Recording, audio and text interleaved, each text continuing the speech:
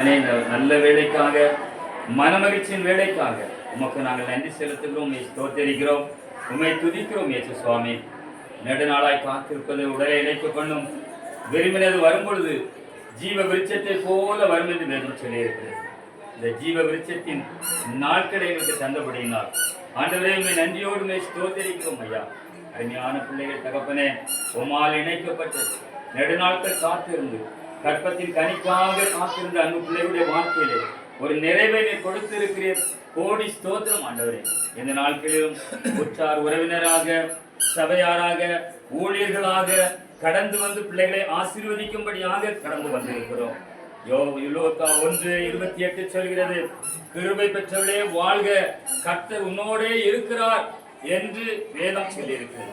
அவனமாக அன்பான எங்களுடைய மகளை ஆசீர்வதிக்கும்படியாக, கிருபை பெற்றவளே நீர் வாழ்க என்று சொல்லும்படியாக எங்களையும் நீர் அழைத்து வந்த கிருபைகளுக்காக ஸ்தோத்திரம் ஆகிறேன். கிருபை நிறைந்த ஆண்டவர் தானே, அன்பு மகளை நீர் ஆசீர்வதிக்க வேண்டும் என்று சொல்லி ஜெபிக்கிறோம்.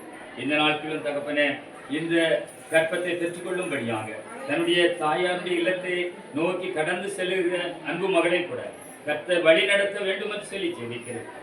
மட்டுமல்ல, நிறைவை பெற்றுக்கொள்ளும் நாட்கள் வரைக்கும் ஆண்டவரே, ஒரு மகளை பெற்றுக்கொள்கிற நாட்கள் வரைக்கும் தேவ கிருபை அவள் மேல் தங்கி இருக்கும்படியா நாங்கள் நல்ல தேகத்திலும் ஆரோக்கியத்தையும் பலனையும் தருகிறோம்.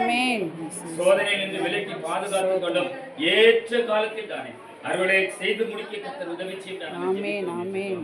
அது விரைவில் நடைபெற நீர் உதவி செய்யும் ஐயா. ஏற்ற காலகட்டங்களிலே ஒரு மகனை பெற்றுக்கொண்டு கரங்களிலே ஏந்தி வருவதற்கு ஆண்டவர் உதவி செய்யும். தகப்பனே, அல்ல வருகிற எல்லா தடைகளையும் நீர் நீக்கி போடுங்க.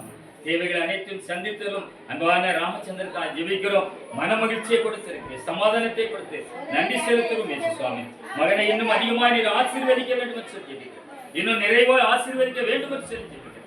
கர்த்தருடைய கிருபை மகன் மேல் தங்கி இருக்கட்டும். பிரயாணங்கள் எல்லாவற்றையும் கூடவே இருந்து பாதுகாத்து எல்லாவற்றிலும் மேன்மைப்படுத்தும்படியாக நாங்கள் ஜெபிக்கிறோம். இயேசு சுவாமி, மீண்டும் ஒரு நாள் தகப்பனே, ஒரு மகளை பெற்றுக் கொள்கிற நாளிலே நாங்கள் இதே போல மகிழ்ச்சியோடு ஆராதிக்கத்தக்கதாக கர்த்தர் ஏற்ற வேலை எங்களுக்கு தந்து உதவி செய்தது.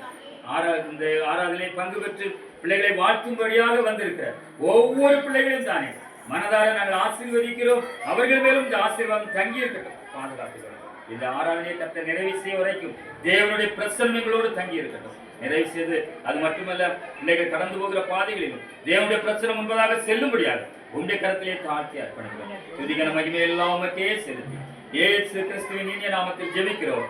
ஜீவனுள்ள நல்ல பிதாவே.